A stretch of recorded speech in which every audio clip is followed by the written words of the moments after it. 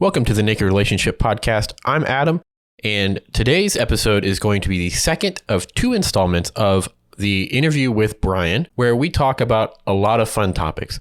So without further ado, here is the episode. Maybe kind of getting back to the whole open conversation. Do you think you'd limit yourself sexually, your sexuality to bisexual or bisexuality? Because, maybe you might include pansexual or all genders because... And this is a conversation, like I told you before, that Kelly and I are both kind of having within ourselves, especially me more so than, I guess, maybe her. Maybe I'm just more vocal about it. But like I said, I enjoy sex. Yeah. I enjoy many different body parts on men, women, whoever, however they want to identify. Like, I don't necessarily need to say, oh, if you're not a man or a woman, or if you don't identify as both, then I'm not attracted to you. Because, I don't think that would ever really be the case. Right. And so I guess for what I'm trying to ask is do you think that you would limit it to just bisexuality? No. And as you and I spoke earlier prior to us starting to record, I've been seeing a gal for a period of time now, a transgender gal, and she is amazing. One of the most interesting and just amazing people I think I've met through this journey for sure. Just an amazing person. And she referred to me as what she felt was pansexual. And as you and I talked about, I think if you're, to my understanding, if you're pansexual, I think, you're potentially also bisexual. And, there are so many identifications and ways to kind of identify yourself. It gets a little confusing. And so I don't really think there's necessarily a reason for labels. Much like you, I'm a sexual person. I enjoy various forms of sexuality. It just depends on what it looks like at that particular time. And what I'm attracted to varies in many ways. So I don't really think there's a reason to put a label on it. If something works out where, you're in the presence of someone or people that you're, physically attracted to, and that turns into a sexual, relationship of some kind, I don't really think it necessarily needs a label, right? It's just a good time, and if everyone is consenting, obviously, and everything is above board and everyone enjoys themselves and everyone agrees, I just think it's a good time. I don't think labeling it just gets too goddamn complicated. I can't well, keep that's it straight. The thing is, from an advertising standpoint, because that is my profession, I can see a need for it, but then at the same time, from an individuality standpoint, there's so many goddamn labels. Chances are, labels, right? There's just too much of them, whether that's political, Republican, Democrat, Green Party, liberal, whatever the fuck. Yeah, whatever it is. Whether that is sexuality, bisexual, straight, pan, at the end of the day, none of it really matters because we're all individuals. If you want to categorize yourself as straight, gay, bisexual, pansexual, all these other sapiosexuals, all of it, it's great. That is, by all means, more power to you. But at the same time, when people would ask me leading up to this year's election, what party I identified with, I would say, oh, I'm just me. Because no matter how I respond, I'm setting myself up for a conversation. And, right. But more importantly, I'm setting myself up to be judged. Now, sure, whether that is if I'm gay, straight, bisexual, whatever, if I was to say I'm bisexual, a lot of people in the swinger community here or swinger space here would say, oh, okay, great. Especially within our swinger group. A lot of people that are in that same group, if I was to say, oh, I'm pansexual, I don't know that they'd have the same reaction. My parents, even if I was to say, hey, I'm not straight, I guarantee you my mother would cry because my sister did do that, actually. I don't know if she still is or not. None of my fucking business. I don't really try to talk to her. I don't have that relationship. But my mother would cry. My dad would say, you need Jesus. And, it's just so many different, reactions. But at the bottom line, at the end of the day, I'm just an individual who loves sex. And I might vote differently than you. I might see things differently than you. I might categorize myself and label myself differently than you. But labels, they are what they are, but they shouldn't be more than what they are. They shouldn't bring all the bullshit that comes with them. I feel like when you get to the point where you're labeling yourself, like you just talked about, politics, for example, you get yourself, you instantly become part of a group, right? Like people want to be part of a group instantly. They want to be bisexual. The group is bisexual. The group is pansexual. The group is conservative, or the group is progressive. People feel like they need to do that. And I think once you get to the point where you don't feel like you need to do that and you don't have to label yourself, things just get a lot easier. I mean, again, you and I just talked about it. Bisexual, pansexual. Does that mean every time I have a varying experience, I have to reclassify myself? It's just too much to fucking think about. I just think being open to various forms of sexuality is really the only, for me, it just makes the most sense. It's just the only way to be. I can't discount anything at this point. There's no reason to pretend that I can. There's just no way to do that for me. I can't compartmentalize that, at this point in my life. So to label myself, and also putting a label on myself makes me feel like I'm limiting myself to some degree, right? Why the fuck do I want to do that? The whole idea of this is that I don't limit myself. Well, that's the thing is, no matter what label you have, no matter even if it's oh, I'm from Texas or I'm from North Carolina or whatever, you're going to get judged. Whether you're here in the South, my mom, for some fucking reason, still says, oh, they're fucking Yankees. It makes no fucking sense to me. She's the only person I know that says that shit, but it doesn't matter. No, listen, people get in this space in their heads where they feel like they've got to get on a side, right? Like we're pack animals for some reason. Everybody's got to choose a side. How about you just don't choose a side? How about you just kind of determine for yourself what works and what doesn't? And if something that on one side works, then great. If something on the other side doesn't, well, that's fine. Or, whatever the case may be. No matter what category you put yourself in, or no matter where I think you identify today, that can change tomorrow. You don't have to. It's not like if you get in on one side of on one team, you have to stay on that team. I just don't find that necessary. Not at this point. Maybe if you had asked me that question 10, 15 years ago, 20 years ago, certainly I may have had a different answer. But now for me, I just think that the idea of labeling myself personally, just from a personal perspective, I'm not speaking for anybody but me. For me to label myself as either bisexual or pansexual or even poly, anything, it's just a limitation I'm putting on myself. And it's disingenuous because, as I have found, that will change very quickly, or can change very quickly based on other, society's perspective. And who really cares? And that's what I was telling you earlier. Brenna and I are just at a point where we are not going to entertain the idea that, we're just not going to do it. We're not going to explain ourselves fully simply because you don't get it. Right. If you don't get it, you should probably figure it out. And if you're going to be, if you're someone who is just steadfast about your beliefs and you refuse to be, open and, have your mind open or be empathetic to possibly other people's desires and beliefs and wants, I don't have time for you. And I don't blame you. And that kind of gets back to kind of what you had mentioned a little bit earlier of, if I label myself one way, does that change when I have a new experience that I enjoy?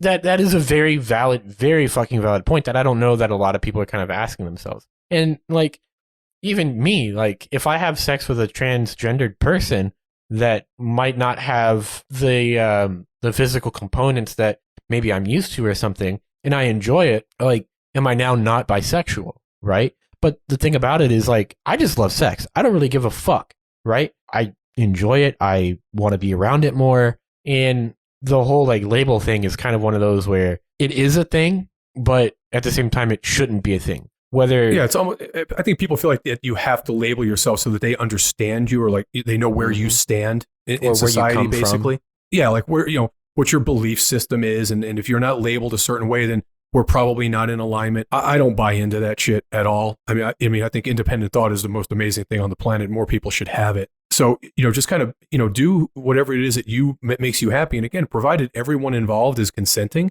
the rest of it is academic. You call me whatever the fuck you want. I don't give a shit.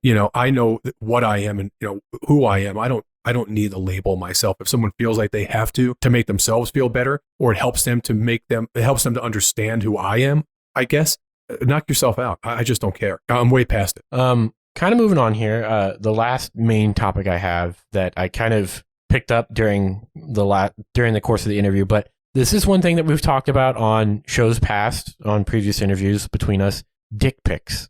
Oh, yeah. Now that you are kind of out, when you're talking to an individual who has a penis, just out of the blue, I understand that. So my point of view is when I'm on Grindr or whatever, and people that's their first message, I'm block, right? Get the fuck out.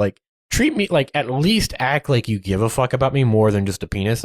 I understand that might just be what we're all after, but at the same time, I guess maybe it comes back down to we also like a friendship to go along with it. Yeah, where do you stand with dick pics now? Did coming out as bisexual, or however you want to, whatever, did that change your perspective on dick pics? No, not at all.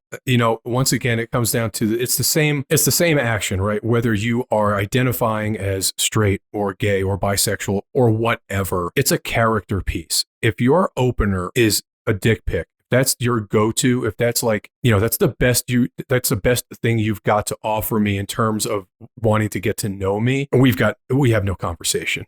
Honestly, it just doesn't make sense. As you and I talked about earlier, there's a gentleman that I've been seeing now for a period of time. I don't know what his dick looked like till I saw him naked. I mean, I don't need it. I just, I assume if you're a penis having person that you have one. I don't need to see it. It's just not necessary. If you're genuinely interested in a connection, if you're not, and you're looking for something specific, then I get it, I guess. But again, if you're meeting someone for the first time, I always liken it to meeting someone for the first time in person, right? Back when life was normal, you're in a bar, you're at a restaurant, you bump into someone for the first time and you find that person attractive and you have a desire to meet them. Would you just unzip your fly and pull your dick out and introduce yourself? I mean, you would never do that, right? That's not something you would ever do. So why do it digitally? Because you can get away with it and because you can do it anonymously. If it's something that you're genuinely interested in pursuing, or someone that you're interested in pursuing, I see no reason to open with that not for any reason. I completely agree. It's so, one, they can get away with it, unfortunately, because what are we going to do? Delete the message and block them? They're still going to go out and do it. Right. But it's just, I kind of find it disrespectful. Well, listen, it's a lack of education. It's a lack of understanding. People, we say it all the time. I stopped getting mad. Really, I don't like berate the guys anymore, whether they're sending them to me or Brenna or both of us. It's a waste of time. I just simply either ignore it, say no, thank you, or depending on the situation, I might try to help them and say, hey, man, not the best way to open up, particularly if they're reaching out to us as a couple. It's like, hey, you're wasting your time. If you think you're going to be in this space and be, a guy who's going to be involved with a couple or a hot wife situation, you're going about it the wrong way. Those people typically I will say something to, but the single guys that are reaching out to me randomly or Brenna or whatever, not a chance. I mean, there's so many people out there that don't understand what's going on. Like even on swinger sites, like you mentioned, I mean, even on different profiles that we have, couples like you have even mentioned, or even like single guys will just dick pic. And it's like, well, that's good and all that you have a penis. I appreciate the fact that you have a penis. Super appreciate that. However, what do you want me to do with this picture? Do you want me to like distribute it to like the local news? Like, what do you want me to do with it? Because it doesn't really do, even though I like a dick in my ass or my mouth or whatever, it does nothing for me. And honestly, like it almost does nothing for Kelly other than like make her scared sometimes if it's a really big schlong. Like, where the fuck is she supposed to put that? Like, she has a anyway. Well, for me, it's like, what do you expect when you send someone, like, just you open up with a random dick pic? What do you suppose those people are expecting as a response? What is the initial retort supposed to be? Like, what are you hoping for? Are you hoping for one back? I mean, I don't get it. Like, what are you fishing for when you send that? Whereas if you sent a cogent message like, hey, so-and-so, I'm interested in this, and this is where I live, and, if you take a look at my profile, if you think there may be an interest, please reach out. At least then I get what you're trying to say and where you're going. If you just send me a random picture, I mean, how am I supposed to respond to that? And what makes you think I want to? Well, the thing about it is, like, if a guy sends me a dick pic, I'm like, come on now. But if like a woman sends me a dick pic or like whatever, I'm like, let's fucking go. And the reason for that is not because I prefer one over the other. It's because I've never met a woman or someone who identifies as such to lead off with a nude.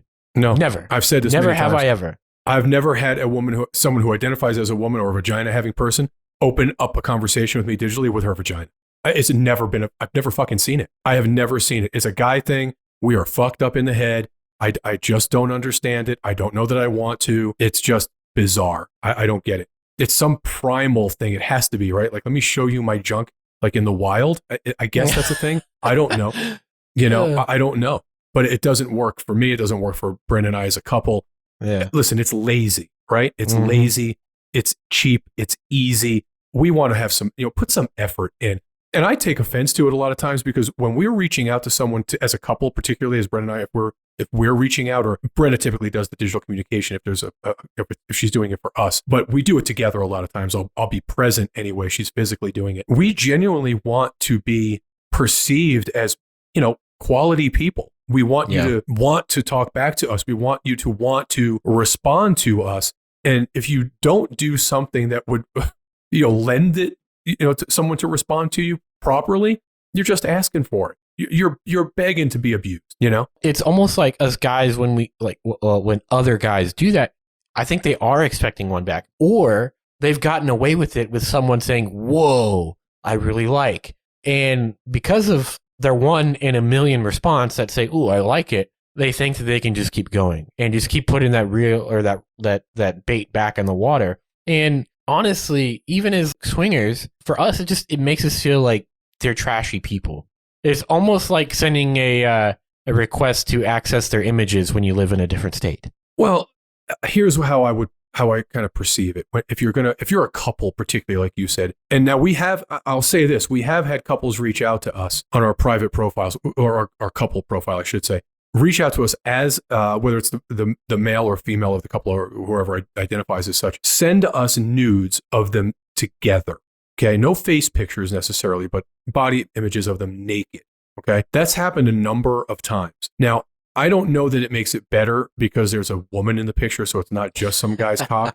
I appreciate the fact that you're doing it as a couple, so I'll give you points for that.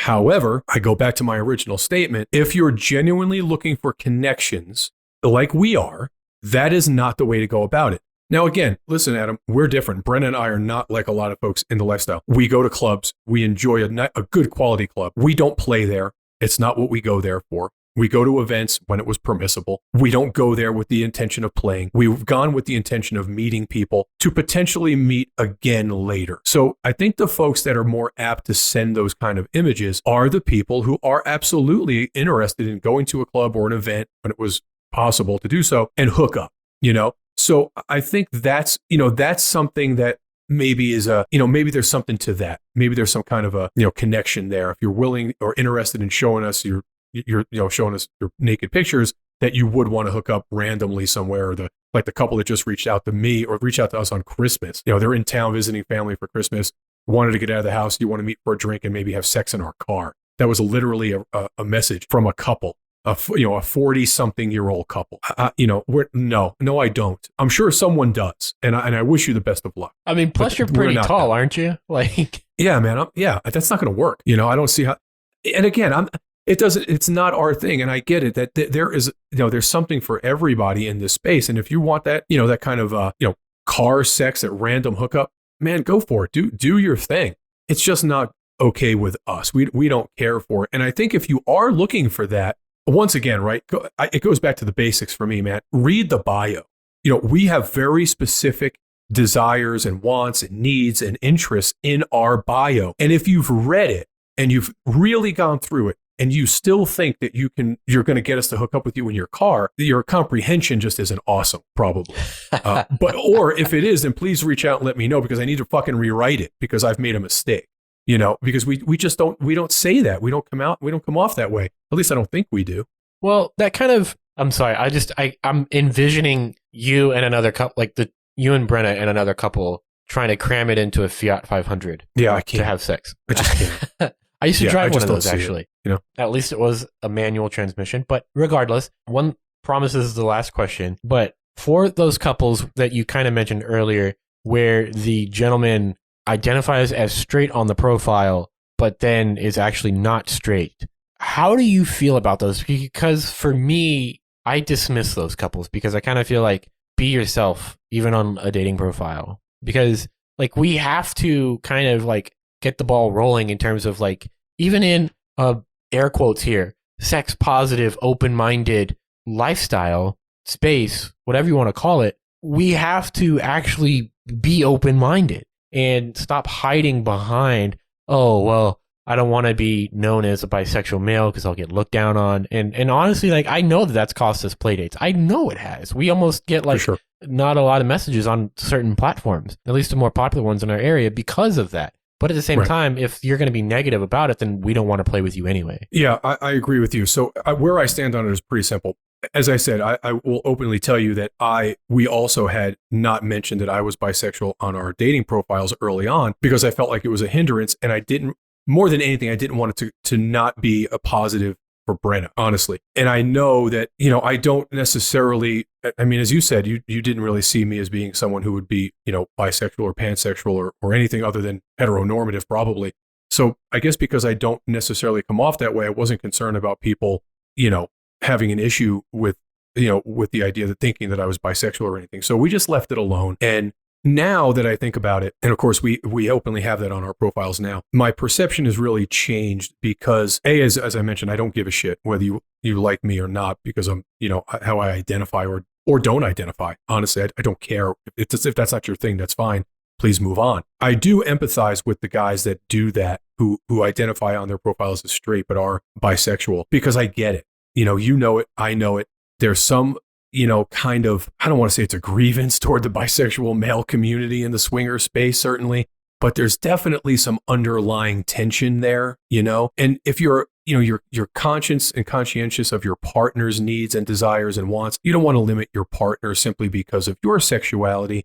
And so I get it. At the same time, I agree with you. If we intend to move this space forward in every way, and that's really our goal for mine and Brenna's for 21, is we really want to be as positive an influence as we can, in this space. And we want to open up the conversation about having people who identify with different sexuality in this space, and guys, particularly for me, guys being comfortable with their bisexuality as it is, as they play in the swinger centric space. I think you're right. You've got to come out and say, hey, this is who I am, take it or leave it. And the more people that do that, I think the greater it's going to benefit the lifestyle in general. I hesitate to call it a community. I don't like that term. I think it's horseshit as it stands and where we are right now as a lifestyle sphere. I don't believe in the community concept at all. It's all clickies. Yeah, I think it's safe to say that we're a large group of people who, to some degree, have some like-mindedness and some of the same predilections. But to call it a community is a real fucking stretch for me. I think there's a lot of toxic energy in this space, certainly a lot of judgment where it's unwarranted. And until that changes, I hesitate. I resist calling it a community. I simply won't do it. I don't blame you, but hey, at least, you are getting out there and you are trying to, at least you're getting out there and you're trying to be a positive influence. And I think it's awesome that you guys have partnered with altplayground.net, our sponsor as well. Shout out to them to help kind of, because they're also moving the ball forward in a progressive way, and like you guys, amazing, and I think that's why we're why we can so easily get behind the brand. It's why we did. There's a lot of people that'll say different things in this space about whether or not that you should be getting behind anybody or getting behind a particular platform. We did it for a lot of reasons. Those reasons may not necessarily even be known to a lot of people at this point. They will be. 21 is going to be very different for Brenna and I. We're obviously going to conform to the necessary guidelines and constraints that are put forward, because of what's going on in the world. But we are in every way possible going to be as positive as we can, regardless of what our limitations are, socially at this point. We just refuse to accept the status quo. I am tired of mediocrity in this space in every way, shape, and form. The dissension, the negativity, the toxicity, the judgment, it's always going to exist. I think you and I could probably agree on that. We are simply going to resist placating to it. We just won't be a part of it. So what we're going to do is we're going to spend a lot of time in different spaces within sexuality and ethical non-monogamy, consensual non-monogamy, not just the swinger-centric space. This year is going to be about exploration for us. The poly space is going to be a big part of what we're going to be getting involved in as we travel. We're going to be interviewing some folks in that space that are very, very interesting. We certainly will be talking to people who are swinger-centric, but that have something unique to say and that have unique perspectives and unique ideas about where the space should go in the years to come. So that's really what our goal is. The status quo is not working for me anymore. That old guard concept is just wearing me out. I don't want any part of it anymore. It's time to move forward, to move the space forward, and just to do some shit that people can get behind, And move your lives forward. I mean, you guys are packing it basically up onto an RV, a bus. And yeah, just a big ass 50-foot bus, basically. Yeah. I'm jealous, fucking jealous, because that is something I've been into van life for a long time. And yeah, you and I talked about this, man. Yeah. I just talked to another friend of mine today, another buddy of mine in Texas.